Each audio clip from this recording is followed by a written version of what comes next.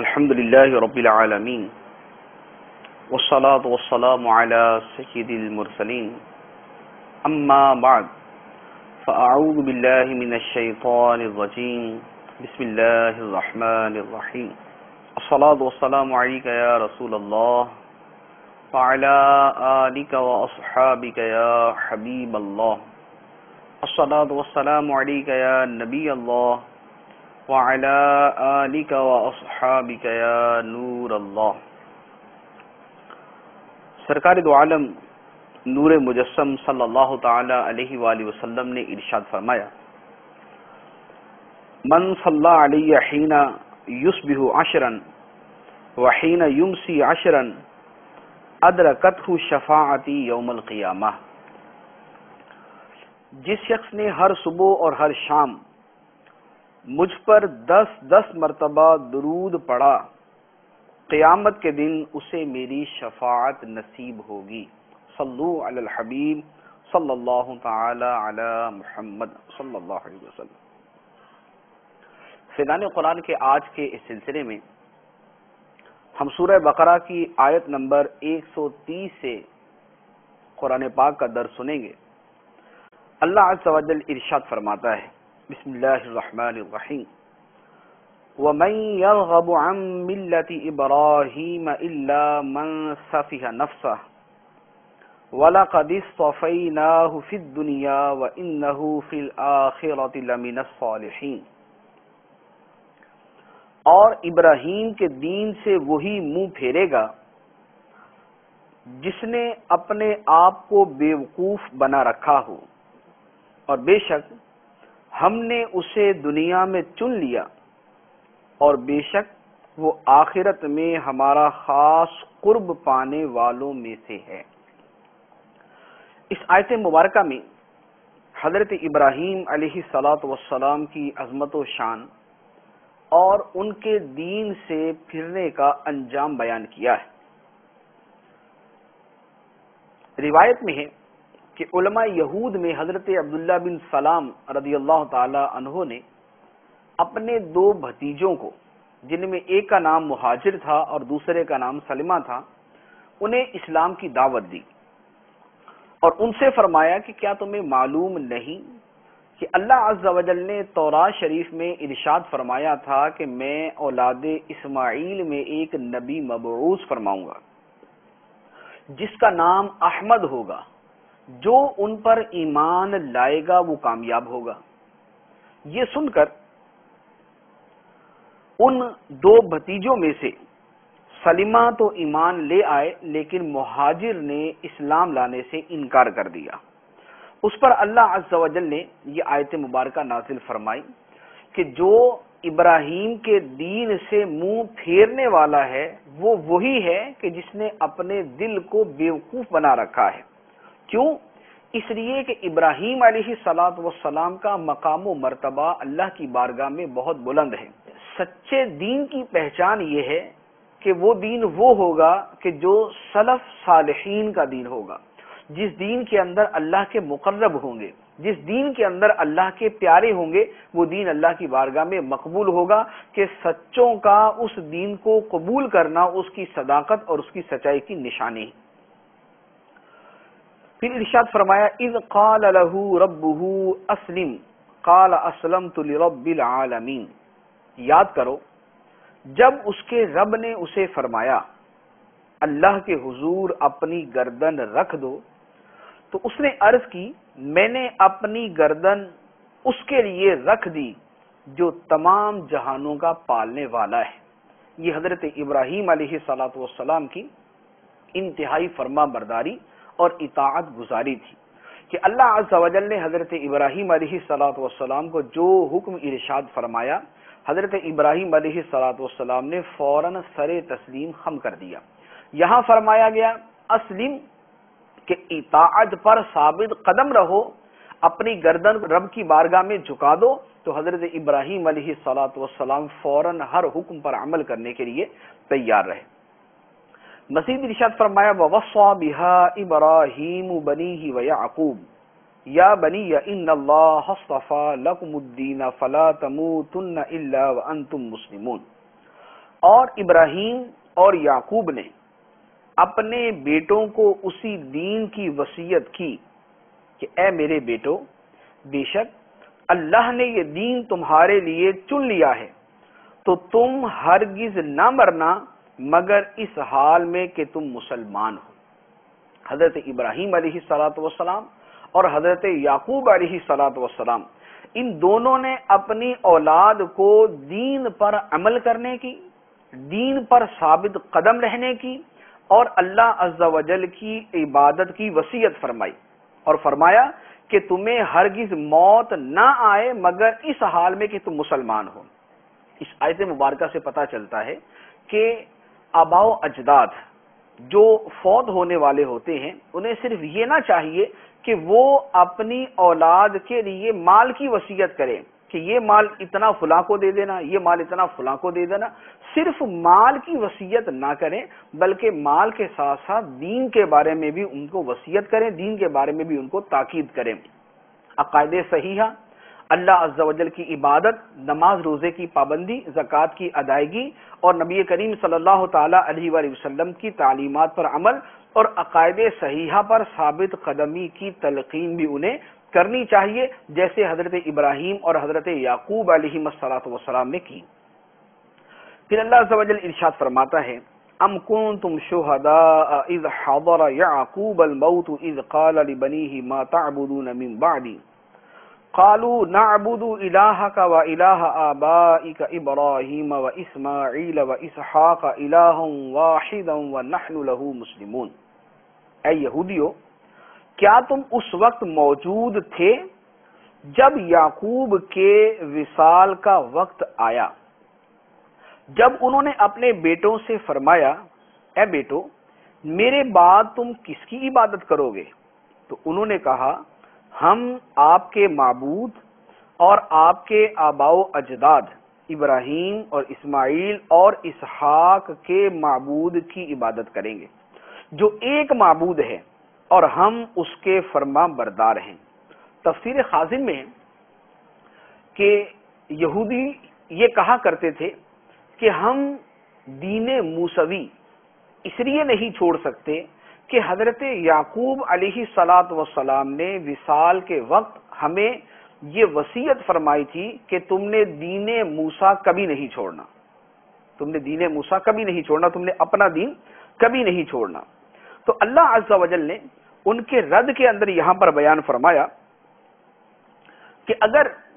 تمہیں یہ وصیت کی گئی تھی تو اے یہودیو کیا تم اس وقت موجود تھے جب حضرت یعقوب علیہ السلام کے وصال کا وقت قریب آیا تھا،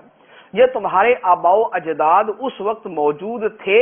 جب حضرت یعقوب علیہ السلام کے وصال کا وقت آیا؟ تو جب نہ تم اس وقت تھے اور نہ تمہارے آباء و اجداد اس وقت موجود تھے اور نہ حضرت یعقوب علیہ السلام نے ایسی وصیت کی تھی، تو تم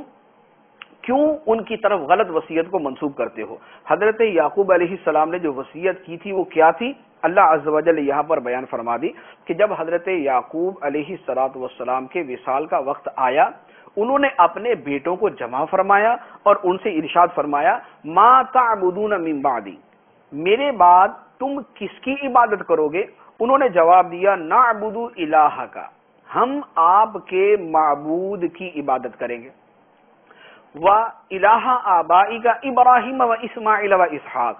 اور آپ کے آباء و اجداد ابراہیم اور اسماعیل اور اسحاق کے معبود کی عبادت کریں گے۔ تو اللہ عز و جل نے فرمایا کہ حضرت یعقوب علیہ السلام نے یہودیت پر قائم رہنے کی وصیت نہیں فرمائی تھی بلکہ اللہ کی عبادت اور اللہ کی اطاعت کا حکم دیا تھا۔ لہذا جس زمانے میں اللہ کا جو حکم ہوگا اسی پر عمل کرنا ہوگا، یہ نہیں ہے کہ ایک دین جو پہلے تھا اب بہرحال اسی پر عمل کرنا ہے اگرچہ وہ منسوخ ہو چکا ہو، بلکہ اللہ تبارک و تعالیٰ کے نبی حضرت یعقوب علیہ السلام کی یہی وصیت تھی کہ تم اللہ کے فرما بردار رہو گے اور اللہ تعالیٰ کی عبادت گزار رہو گے۔ اس آیت مبارکہ میں ایک اور بات یہاں فرمایا گیا کہ حضرت یعقوب علیہ السلام نے جب اپنے بیٹوں سے فرمایا کہ میرے بعد تم کس کی عبادت کرو گے، تو انہوں نے کہا کہ ہم آپ کے معبود کی عبادت کریں گے اور آپ کے آباء و اجداد کے معبود کی۔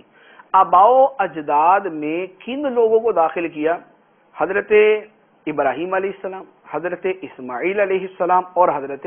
اسحاق علیہ السلام۔ یہاں پر جو سوال پیدا ہوتا ہے وہ یہ ہے کہ حضرت یعقوب علیہ السلام بیٹے ہیں حضرت اسحاق کے، اور حضرت اسحاق علیہ السلام بیٹے ہیں حضرت ابراہیم علیہ السلام کے، اور حضرت اسماعیل علیہ السلام یہ حضرت یعقوب کے والد یا دادا نہیں بلکہ ان کے چچا تھے۔ جب یہ ان کے چچا ہیں تو یہاں پر یہ کیوں فرمایا گیا کہ آپ کے آباؤ اجداد؟ جو چچا ہے وہ آباؤ اجداد میں تو نہیں آتا، آباؤ اجداد کے اندر تو باپ ہے، دادا ہے، پھر اس کا باپ ہے، پھر اس کا باپ ہے، یہ والا سلسلہ ہوتا ہے۔ تو اس کا مفسرین نے جواب یہ دیا ہے کہ اصل میں ایک تو یہ ہے، ایک عرف زمانہ عرب کا بھی اور ہمارے ہاں کا بھی یہ ہے کہ چچا کو جو ہے وہ باپ کے طور پہ شمار کیا جاتا ہے، چچا کے لیے باپ کا لفظ استعمال کیا جاتا ہے۔ جیسے حضرت ابراہیم علیہ السلام کے چچا کا نام ہے آزر، اور قرآن پاک کے اندر اس کے لیے ابراہیم علیہ السلام کے باپ کا لفظ بیان ہوا ہے چچا، لیکن اسے باپ کا لفظ دیا گیا۔ تو یہ اصل میں ایک عرف ہے، ایک رواج ہے کہ چچا کو بھی باپ بول دیا جاتا ہے۔ ایک اور نقطہ جو یہاں مفسرین نے بیان فرمایا کہ حضرت اسماعیل علیہ السلام کا ذکر پہلے ہے اور حضرت اسحاق علیہ السلام کا ذکر بعد میں ہے۔ اس کی وجہ کیا؟ اس کی دو وجہ بیان کی۔ ایک تو یہ ہے کہ حضرت اسماعیل علیہ السلام حضرت اسحاق علیہ السلام سے 15-16 سال بڑے تھے، تو چونکہ حضرت اسماعیل علیہ السلام بڑے تھے لہذا ان کا تذکرہ بھی پہلے کر دیا۔ ایک دوسری وجہ یہ بیان کی کہ چونکہ حضرت اسماعیل علیہ السلام کی اولاد پاک سے سرکار دو عالم صلی اللہ تعالی علیہ وسلم کا ظہور ہوا، تو یہ ان کا ایک عظیم شرف تھا کہ ان کی اولاد سے ہمارے آقا مولا صلی اللہ تعالی علیہ وسلم جلوہ گر ہوئے۔ تو اس نسبت کی عظمت کی وجہ سے حضرت اسماعیل علیہ السلام کا تذکرہ مقدم کیا گیا اور حضرت اسحاق علیہ السلام کا تذکرہ بعد میں ہوا۔ پھر ارشاد فرمایا تلک امت قد خلت لها ما کسبت ولکم ما کسبتم ولا تسألون عما كانوا يعملون۔ وہ ایک امت ہے جو گزر چکی ہے، ان کے اعمال ان کے لیے ہیں اور تمہارے اعمال تمہارے لیے، اور تم سے ان کے کاموں کے بارے میں نہیں پوچھا جائے گا۔ اس آیت مبارکہ کا سیاق و سباق یہ ہے کہ جب یہودی دلائل کے میدان میں عاجز آ جاتے اور کوئی جواب ان سے نہ بن پڑتا تو وہ ضد میں آگے کہتے کہ بھئی اگر ہمارے عقیدے صحیح نہیں بھی اور ہمارے اعمال درست نہیں ہیں تو بھی ہمیں کوئی مسئلہ نہیں ہے، ہمارے آباؤ اجداد، ہمارے باپ دادا بڑے بڑے بزرگ گزرے ہیں، ان کے عقیدے اور ان کے عمل ہمارے لیے کافی ہیں، وہی ہمیں بخشوا کے لے جائیں گے اور ان کے اعمال کی وجہ سے ہم جنت میں چلے جائیں گے۔ تو اس پر ارشاد فرمایا گیا تلک امتن، وہ ایک امت ہے قد خلت جو گزر چکی ہے، لہا ما کا سبت، ان کے اعمال ان کے لیے ہیں، وَلَكُمْ مَا كَسَبْتُمْ، اور تمہارے اعمال تمہارے لیے ہیں۔ یعنی تم اس کے اوپر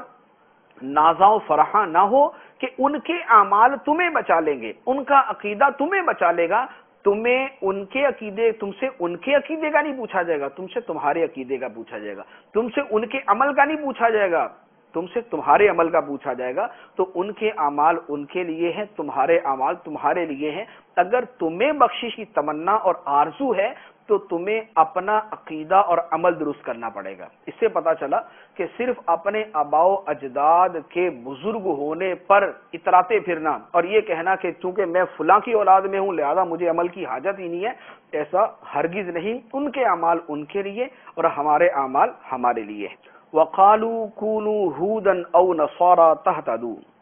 قُلْ بَلْ مِلَّةَ إِبْرَاهِيمَ حَنِيفًا وَمَا كَانَ مِنَ الْمُشْرِكِينَ۔ اور اہل کتاب نے کہا یہودی یا نصرانی ہو جاؤ ہدایت پا جاؤ گے۔ تم فرماؤ ہرگز نہیں، بلکہ ہم تو ابراہیم کا دین اختیار کرتے ہیں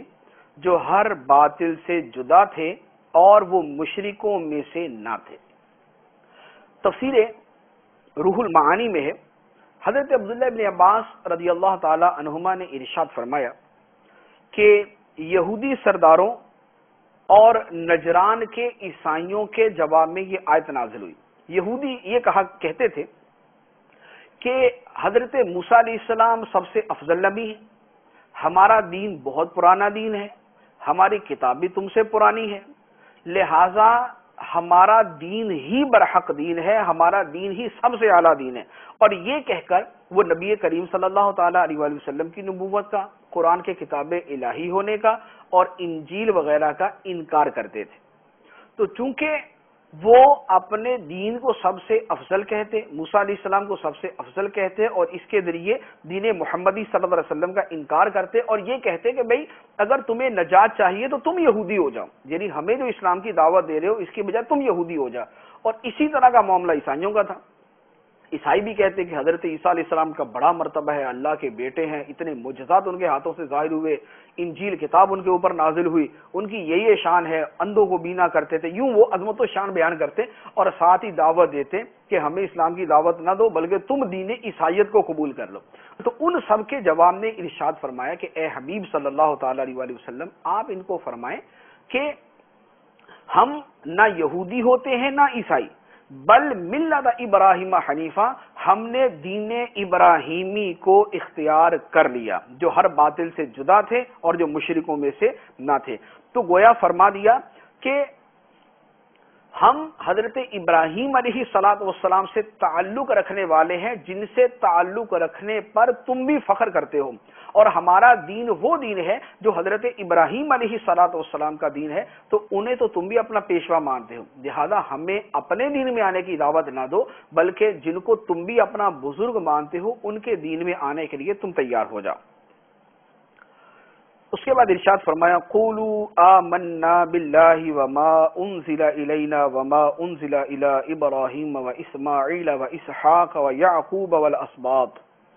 وما اوتی موسیٰ وعیسیٰ وما اوتی النبیون من ربہم لا نفرق بین احد منہم ونحن لہ مسلمون۔ اے مسلمانوں تم کہو ہم اللہ پر اور جو ہماری طرف نازل کیا گیا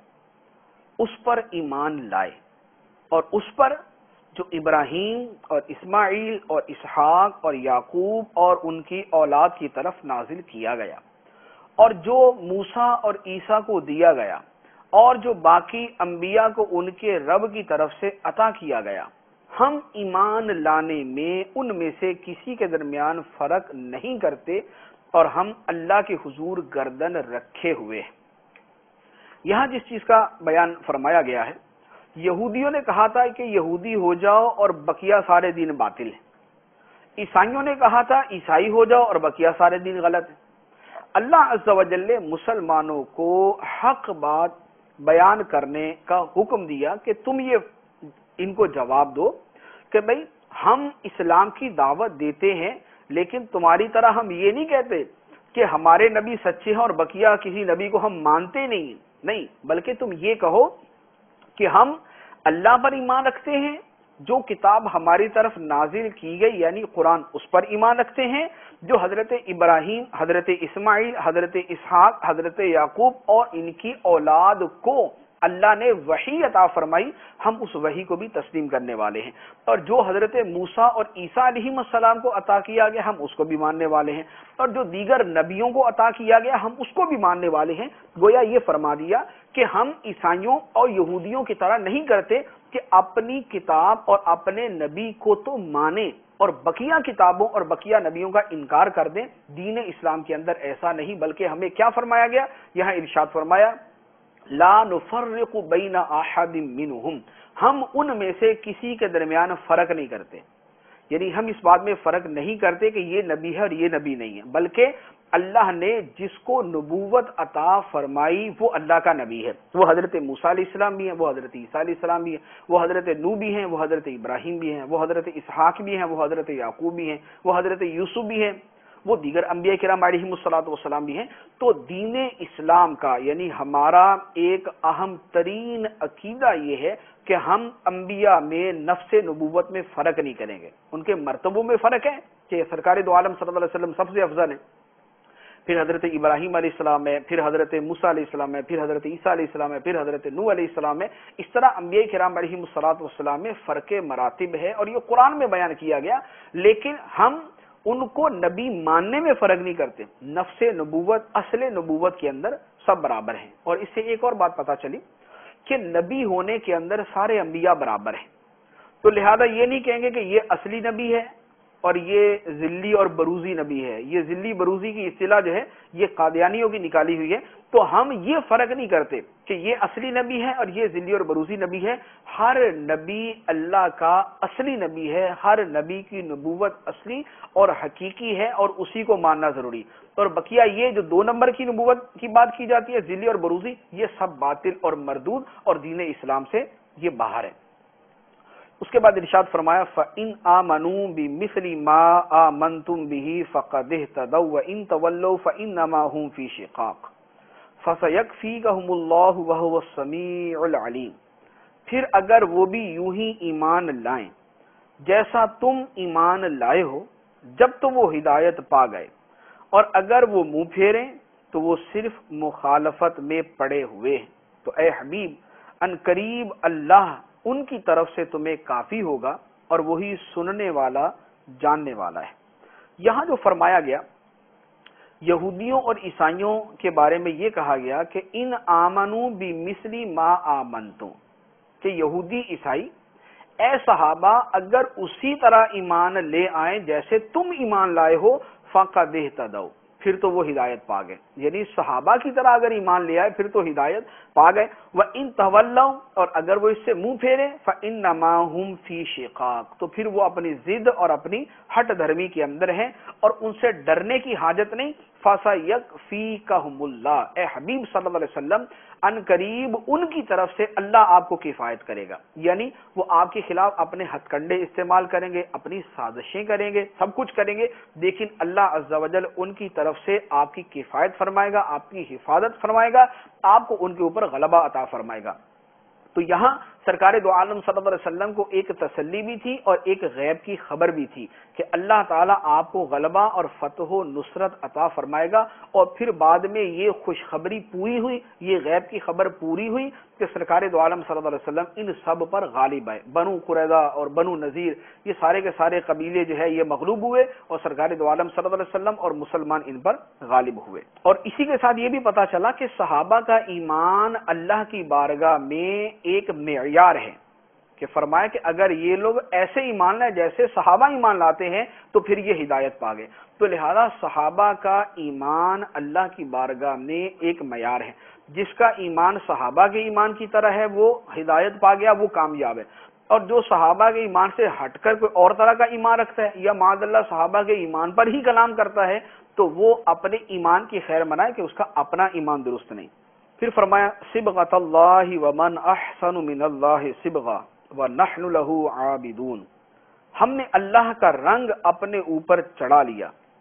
اور اللہ کے رنگ سے بہتر کس کا رنگ ہے، اور ہم اسی کی عبادت کرنے والے ہیں۔ ہم نے اللہ کا رنگ اپنے اوپر چڑھا لیا، اس کا سیاق و سباق اصل میں یوں ہے کہ عیسائیوں کا ایک طریقہ تھا بھی اور ہے بھی کہ جب یہ کسی کو اپنے دین میں داخل کرتے ہیں یا ان کے یہاں کوئی بچہ پیدا ہوتا ہے تو یہ اس کو پیلے رنگ کے پانی کے اندر جو ہے غوطہ دیتے ہیں، جس کو کہتے ہیں کہ بپتسمہ دیا، اور یہ پانی میں غوطہ دینے کے بعد کہتے ہیں کہ اب یہ سچا عیسائی ہو گیا۔ تو اب یہ سچا عیسائی ہو گیا، اس کے جواب میں فرمایا کہ یہ جو ظاہری رنگ ہے یہ کسی کام کا نہیں، کہ ظاہری رنگ میں غوطہ دے کے کہہ دیا کہ یہ سچا عیسائی ہو گیا، یہ کسی کام کا نہیں ہے۔ تم ان کے جواب میں کہو کہ یہ تمہارے ظاہری رنگوں کا ہم اعتبار نہیں کرتے، صبغۃ اللہ، ہم نے اللہ کا رنگ اختیار کر لیا، یعنی اللہ کا رنگ اختیار کر لیا کہ ہم عقیدہ توحید، اللہ کی محبت اور جن چیزوں پر عقیدہ رکھنے کا اللہ نے حکم دیا وہ عقیدہ ہمارے ظاہر و باطن میں سرایت کر گیا۔ جیسے رنگ کپڑے کو دیا جائے تو رنگ جو ہے وہ کپڑے کے اندر باہر ہر طرح سرایت کر جاتا ہے اور وہ شے اسی رنگ میں رنگی ہوئی ہوتی ہے، اسی طرح فرمایا کہ ہم نے اللہ کے رنگ کو اختیار کر لیا۔ عقیدہ توحید، دین اسلام، دین حق جو ہے وہ ہمارا ظاہر بھی بن گیا، ہمارا باطن بھی بن گیا۔ اب ہمارا ظاہر اور باطن اسی دین کے رنگ میں رنگا ہوا ہے، تو لہذا ہمیں کسی اور رنگ اختیار کرنے کی ضرورت نہیں۔ صبغۃ اللہ، ہم نے اپنے اوپر اللہ کا رنگ چڑھا لیا۔ ومن احسن من اللہ صبغہ، اور اللہ کے رنگ سے بہتر کس کا رنگ ہے۔ پھر فرمایا قل اتحاجوننا فی اللہ وہو ربنا وربکم ولنا اعمالنا ولکم اعمالکم ونحن له مخلصون، تم فرماؤ کیا تم اللہ کے بارے میں ہم سے جھگڑتے ہو حالانکہ وہ ہمارا بھی رب ہے اور تمہارا بھی، اور ہمارے اعمال ہمارے لیے ہیں اور تمہارے اعمال تمہارے لیے ہیں اور ہم خالص اسی کے ہیں۔ یہاں فرمایا گیا قل اتحاجوننا، اے حبیب تم ان سے فرماؤ کہ کیا ہم سے اللہ کے بارے میں جھگڑتے ہو۔ تو اس پر یہودیوں کے ایک اعتراض کا جواب دیا۔ یہودی اپنے دین کے سچا ہونے پر عجیب و غریب دلائل دیتے تھے، جیسے یہ دلیل ابھی جو بیان کی کہ ہمارا دین تو پہلے سے چلتا آ رہا ہے، ہمارے موسیٰ علیہ السلام بڑے افضل نبی ہیں اور ہماری کتاب بھی تم سے پرانی کتاب ہے۔ تو ان کے جواب میں فرمایا گیا کہ یہ جھگڑنے کی کون سی بات ہے کہ دین پرانا ہے، ہم کون سا حضرت موسیٰ علیہ السلام کا انکار کر رہے ہیں، یا ہم کون سا تورات شریف کا انکار کرتے ہیں۔ ہم تورات کو اللہ کی کتاب مانتے ہیں، موسیٰ علیہ السلام کو اللہ کا نبی مانتے ہیں، اور دین موسیٰ کو ان کے زمانے میں حق مانتے ہیں، تو تم ہم سے کس بات میں جھگڑتے ہو؟ وَهُوَ رَبُّنَا وَرَبُّكُمْ، اللہ ہمارا بھی رب ہے تمہارا بھی رب ہے۔ تو اللہ ہمارا اور تمہارا رب ہے، اس کی مرضی ہے، چاہے تو عربیوں میں سے کسی کو رسول بنا دے، چاہے تو بنی اسرائیل میں سے کسی کو نبی بنا دے، چاہے تو کسی اور میں سے نبی بنا دے۔ تو نبی بنانا یہ تو اللہ کا اختیار ہے،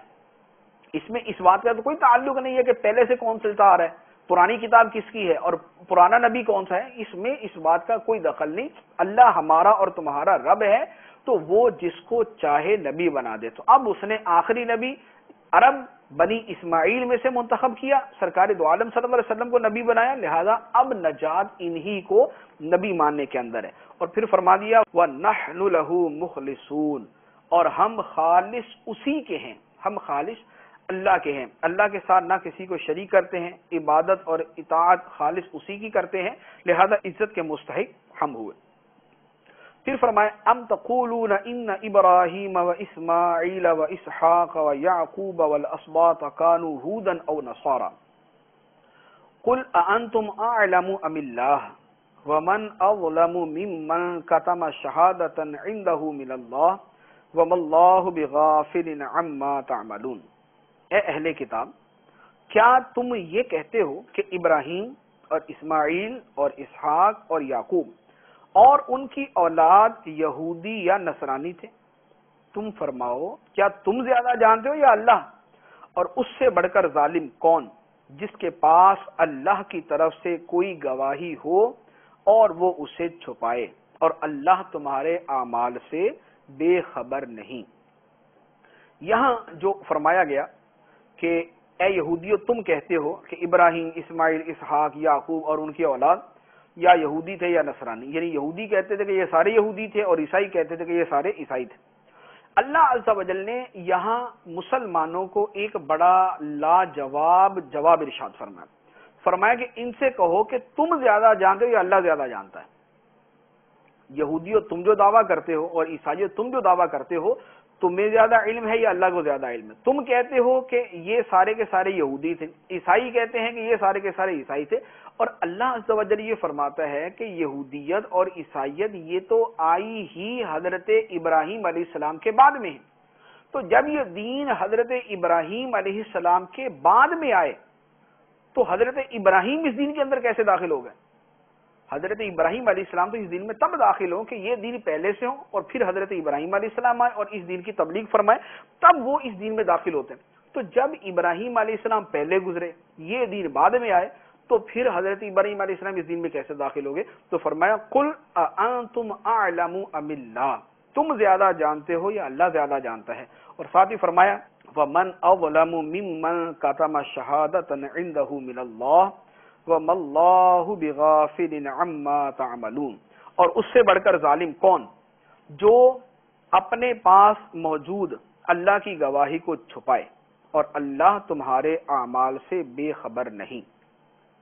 یہاں جو اللہ کی گواہی چھپانے کا تذکرہ ہے وہ کون سی ہے؟ وہ ہے جو اللہ عز و جل نے تورات اور انجیل میں عطا فرمائی۔ تورات کے اندر ارشاد فرما دیا کہ آخر الزمان نبی صلی اللہ تعالی علیہ وآلہ وسلم تشریف لائیں گے۔ عیسائیوں کو تو بالکل واضح طور پہ حضرت عیسیٰ علیہ السلام نے فرما دیا تھا مبشرا برسول یاتی من بعد اسمہ احمد، کہ میں اس نبی کی بشارت دینے والا ہوں جو میرے بعد تشریف لانے والے ہیں. ان کا نام نامی اسم گرامی احمد ہوگا. تو حضرت موسیٰ علیہ السلام نے بھی اپنی قوم کو سرکار دو عالم صلی اللہ علیہ وسلم کے بارے میں بتایا اور حضرت عیسیٰ علیہ السلام نے بھی بشارت عطا فرمائی. تو جب ان نبیوں کی طرف سے بشارتیں موجود پھر تورات اور انجیل کے اندر سرکار دو عالم صلی اللہ تعالی علیہ وآلہ وسلم کا تذکرہ موجود ہے تو یہ گواہی یہودیوں اور عیسائیوں دونوں کے پاس موجود ہے. اور اس کے باوجود یہودی اور عیسائی دونوں نے اپنا طرز عمل جو گواہی کے بارے میں ہونا چاہیے اس کے برخلاف کیا. اللہ نے جب ان سے عہد لیا تھا، جب ان کو ایک چیز کا علم عطا فرمایا تھا تو انہیں چاہیے تھا کہ ایک تو اس کے مطابق عمل کرتے یعنی خود ہی مان لے آتے. دوسرے نمبر پہ ان کی ذمہ داری تھی کہ وہ یہ علم دوسروں تک پہنچاتے، وہ اپنی قوم کو یہ باتیں بتاتے، اپنے لوگوں تک یہ باتیں پہنچاتے. لیکن انہوں نے ہر طرح اس کے خلاف کیا. اولاً خود ایمان نہیں لائے اور دوسرا اپنے قوم والوں کو نبی کریم صلی اللہ تعالی علیہ وآلہ وسلم کے بارے میں نہیں بتایا، یا بتایا تو توڑ مروڑ کر بتایا، جو لکھا ہوا ہے اس سے ہٹ کر بتایا، جیسی صفات بیان کی گئی ہیں اس سے ہٹ کر بتایا. تو یوں یہودیوں اور عیسائیوں دونوں نے اللہ عز و جل کی گواہی کو چھپایا جو سرکار دو عالم صلی اللہ علیہ وسلم کے بارے میں تھی. تو اس پہ فرمایا کہ اس سے بڑھ کر ظالم کون، جس کے پاس اللہ کی طرف سے کوئی گواہی ہو اور وہ اسے چھپائے. تو لہٰذا سرکار دو عالم صلی اللہ تعالی علیہ وآلہ وسلم کی عظمت و شان جو ہے جو قرآن میں اور جو دیگر کتابوں میں بیان کی گئی ہے یہ اللہ عز و جل کی گواہی ہے. تو اب جو شخص سرکار دو عالم صلی اللہ تعالی علیہ وآلہ وسلم کی عظمت و شان کو چھپاتا ہے اور اسے بیان نہیں کرتا وہ وہی اسی یہودیت والے طریقے کے اوپر وہ چلتا آ رہا ہے اور اس کو اللہ عز و جل نے ظالم قرار دیا. اور اس کے بارے میں وعید بھی ارشاد فرما دی کہ وَمَا اللَّهُ بِغَافِلٍ عَمَّا تَعْمَلُونَ، اور اللہ تمہارے اعمال سے بے خبر نہیں. پھر فرمایا تِلْكَ أُمَّةٌ قَدْ خَلَتْ لَهَا مَا كَسَبَتْ وَلَكُمْ مَا كَسَبْتُمْ وَلَا تُسْأَلُونَ عَمَّا كَانُوا يَعْمَلُونَ. وہ ایک امت ہے جو گزر چکی ہے، ان کے اعمال ان کے لیے ہیں اور تمہارے اعمال تمہارے لیے، اور تم سے ان کے کاموں کے بارے میں نہیں پوچھا جائے گا. یہ آیت مبارکہ کا وہی جز ہے جو اس سے پہلے بھی گزرا، جس میں فرمایا گیا کہ یہودی جو یہ کہتے تھے کہ ہمارے اعمال اور ہمارے عقیدے میں اگر خرابی بھی ہے تو ہمیں کوئی فرق نہیں پڑتا، ہمارے بزرگوں کے عقیدے صحیح تھے اور ہمارے بزرگوں کا بڑا مرتبہ تھا اور ہمارے بزرگوں کی بڑی شان تھی، وہ ہمیں بخشوا لیں گے. تو اس پر پھر فرما دیا کہ وہ ایک امت ہے جو گزر چکی، تمہارے لیے تمہارے اعمال ہیں اور ان کے لیے ان کے اعمال ہیں، اور تم سے ان کے عملوں کے بارے میں نہیں پوچھا جائے گا. انہوں نے اعمال حسنہ کیے تو تم سے نہیں پوچھا جائے گا کہ انہوں نے اعمال حسنہ کیے لہذا تمہیں اجر و ثواب دے دیا جائے، بلکہ تم سے تمہارے اعمال کے بارے میں سوال کیا جائے گا. اور یہ جو یہاں پر بیان فرمایا گیا اس کا سیاق و سباق تو یہودیوں اور عیسائیوں کے حوالے سے، لیکن اس میں ہمارے لیے بھی درس ہے، ہمارے لیے بھی اس کے اندر ایک عبرت کا ایک بہت بڑا ذخیرہ موجود ہے کہ ہمیں بھی اپنے اعمال پر اپنے آپ کو پرکھنا چاہیے. سلطان پیدرمبود کے میرا والد جو ہے وہ بہت بڑا بادشاہ تھا، اس پر دار و مدار نہیں، ہر آدمی کا اپنا عمل جو ہے وہ اس کو کام دے گا اور وہ اس کے لیے مفید ثابت ہوگا. بہت ساری چیزیں ایسی ہیں کہ جن کے اندر اللہ عز و جل دوسروں کے عمل کی برکت سے آدمی کو فائدہ پہنچاتا ہے، لیکن اس پر اعتماد نہیں کیا جا سکتا. بزرگوں کی شفاعت ہمیں نصیب ہوگی، انشاءاللہ ضرور نصیب ہوگی، لیکن ہم یہ نہیں کہہ سکتے کہ صرف ہم شفاعت کی امید پر بیٹھ جائیں اور اعمال سے غافل ہو جائیں. اعمال کے ذریعے ہم کوشش کرتے رہیں گے اور شفاعت کی امید رکھیں گے. تو لہذا اپنے اعمال کو چھوڑ کر صرف دوسروں کے اعمال کے اوپر بھروسہ کر لینا یہ اللہ عز و جل کی بارگاہ میں پسندیدہ نہیں. اللہ عز و جل ہمیں عمل کی توفیق عطا فرمائے. آمین بجاہ النبی الامین صلی اللہ تعالی علیہ وسلم.